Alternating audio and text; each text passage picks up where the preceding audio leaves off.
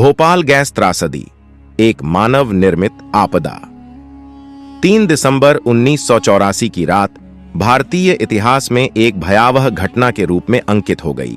यह रात भोपाल, मध्य प्रदेश में हुई मानव निर्मित आपदा की रात थी, जिसे भोपाल गैस त्रासदी के नाम से जाना जाता है।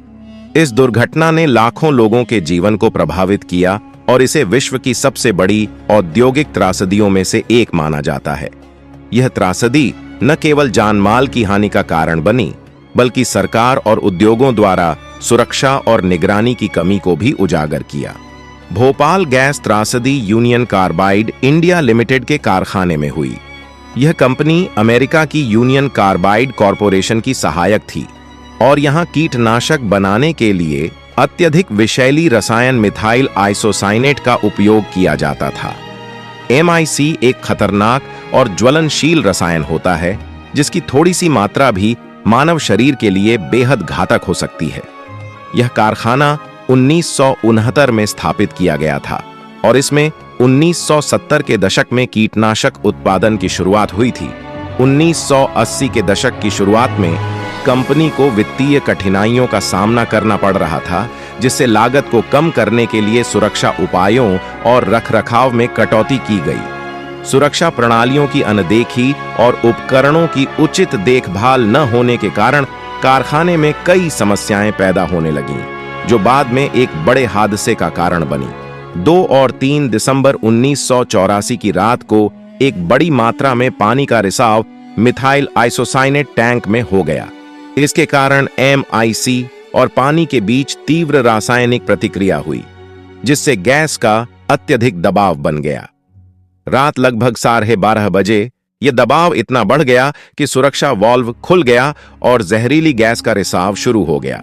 इस रिसाव के कारण लगभग 40 टन MIC गैस वायुमंडल में फैल गई और कारखाने के आसपास रहने वाले लाखों लोगों तक पहुंच गई। गैस का सबसे ज्यादा प्रभाव उन लोगों पर पड़ा जो कारखाने के नजदीक झुग्गी बस्तियों में रहते थे। जैसे ही लोगों ने जहरीली गैस को महसूस किया, उन्हें सांस लेने में तकलीफ, आंखों में जलन, खांसी, उल्टी और कमजोरी जैसी समस्याएं होने लगीं। कुछ ही घंटों में हजारों लोगों की मौत हो गई और लाखों लोग गंभीर रूप से प्रभावित हुए। भोपाल गैस त्रासदी के तुरंत बाद शहर में तबाही का मंजर था। अनुमानित आंकड़ों के अनुसार इस त्रासदी में तत्काल प्रभाव से लगभग 3000 लोग मारे गए थे, जबकि बाद के वर्षों में यह संख्या 15 से 20,000 तक पहुंच गई। गैस के संपर्क में आने वाले लाखों लोग आज भी विभिन्न प्रकार की शारीरिक और मानसिक बीमारियों से पीड़ित हैं। आंखों की समस्याएं, सांस की बीमारियां, फेफड़ों की समस्याएं, गर्भपात और नवजात शिशुओं में विकलांगता जैसी समस्याएं गैस पीड़ितों में सामान्य रूप से देखी गई हैं। त्रासदी का प्रभाव केवल स्वास्थ्य तक सीमित नहीं रहा, बल्कि सामाजिक और आर्थिक क्षेत्र में भी इसकी गहरी छाप पड़ी। कई परिवारों ने अपने कमाने वाले सदस्यों को खो दिया, जिससे उनकी आर्थिक स्थिति बदतर हो गई। जो लोग बच गए, वे भी अपनी शारीरिक अक्षमता के कारण काम करने में असमर्थ हो गए।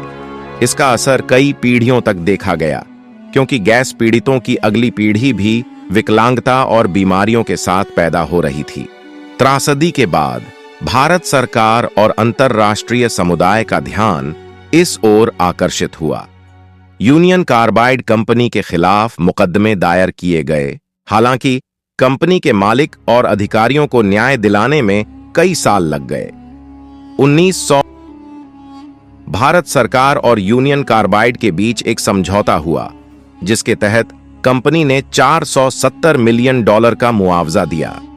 लेकिन यह राशि वास्तविक पीड़ितों के लिए अपर्याप्त थी, क्योंकि प्रभावित लोगों की संख्या बहुत अधिक थी और नुकसान की भरपाई इससे संभव नहीं थी। यूनियन कार्बाइड के CEO वॉरेन एंडरसन को भी इस त्रासदी का जिम्मेदार ठहराया गया, लेकिन वे भारत से भाग गए और उन्हें कभी भी सही मायनों में न्याय के कटघरे में खड़ा नहीं किया जा सका। उनके खिलाफ गिरफ्तारी वारंट जारी हुआ, लेकिन अमेरिका ने उन्हें भारत प्रत्यर्पित नहीं किया। इसने भारतीय न्याय प्रणाली पर भी सवाल उठाए। भोपाल गैस त्रासदी ने औद्योगिक सुरक्षा मानकों और प्रक्रियाओं की गंभीर कमी को उजागर किया। यूनियन कार्बाइड के कारखाने में सुरक्षा उपकरणों और प्रणालियों की नियमित जांच नहीं की जाती थी, जिससे दुर्घटना की संभावना कई गुना बढ़ गई थी। दुर्घटना के समय कारखाने में कई आवश्यक सुरक्षा प्रणालियां बंद थीं या काम नहीं कर रही थीं, जैसे गैस रिसाव का पता लगाने वाले उपकरण, रेफ्रिजरेशन सिस्टम और फ्लेयर टॉवर। यदि ये सुरक्षा उपाय सही ढंग से काम कर रहे होते तो संभवतः गैस रिसाव को रोका जा सकता था या उसके प्रभाव को कम किया जा सकता था। भोपाल गैस त्रासदी के बाद भारत में औद्योगिक सुरक्षा और पर्यावरण संरक्षण से संबंधित कानूनों में कई सुधार किए गए। पर्यावरण संरक्षण अधिनियम और जनहित याचिका जैसी नीतियों के तहत अब औद्योगिक प्रतिष्ठानों की नियमित जांच और सुरक्षा मानकों को अनिवार्य कर दिया गया है। इसके साथ ही राष्ट्रीय हरित अधिकरण की स्थापना भी की गई ताकि पर्यावरणीय विवादों का तेजी से निपटारा किया जा सके। इसके बावजूद कई औद्योगिक क्षेत्रों में आज भी सुरक्षा मानकों की अनदेखी की जाती है। भोपाल गैस त्रासदी हमें याद दिलाती है कि प्रौद्योगिकी और विकास के नाम पर मानव जीवन और पर्यावरण की उपेक्षा नहीं की जानी चाहिए। यह घटना हमें सतर्क करती है कि किसी भी औद्योगिक परियोजना को शुरू करने से पहले सुरक्षा मानकों और संभावित खतरों का ध्यान रखना अनिवार्य है। भोपाल गैस त्रासदी एक भयानक उदाहरण है कि किस प्रकार मानव लापरवाही और गैर जिम्मेदाराना रवैया लाखों लोगों के जीवन को तबाह कर सकता है। यह त्रासदी केवल भोपाल के लोगों की त्रासदी नहीं है, बल्कि यह पूरी मानवता के लिए एक सबक है। यह घटना हमें यह सोचने पर मजबूर करती है कि हम अपने औद्योगिक विकास को किस दिशा में ले जा रहे हैं और हमें यह सुनिश्चित करना चाहिए कि भविष्य में ऐसी त्रासदी न दोहराई जाए। भोपाल गैस त्रासदी को भले ही दशकों बीत गए हों, लेकिन इसके घाव अभी भी ताजे हैं। आज भी वहां के लोग उस रात की भयावहता को नहीं भूल पाए हैं और यह हमारे लिए एक चेतावनी है कि किसी भी औद्योगिक परियोजना को शुरू करने से पहले सुरक्षा और मानवाधिकारों को सर्वोपरि रखा जाए।